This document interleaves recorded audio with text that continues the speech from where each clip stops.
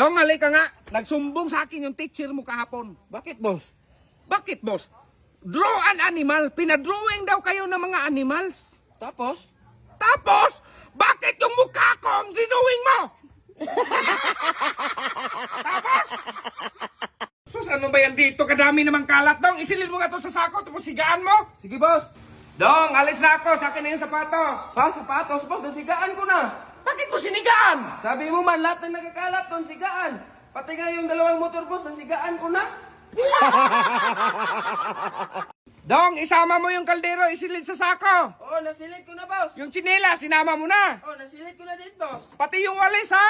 Oo, boss, nasilid ko na, boss. Ano pa bang hindi mo nasilid sa sako? Ikaw na lang, boss.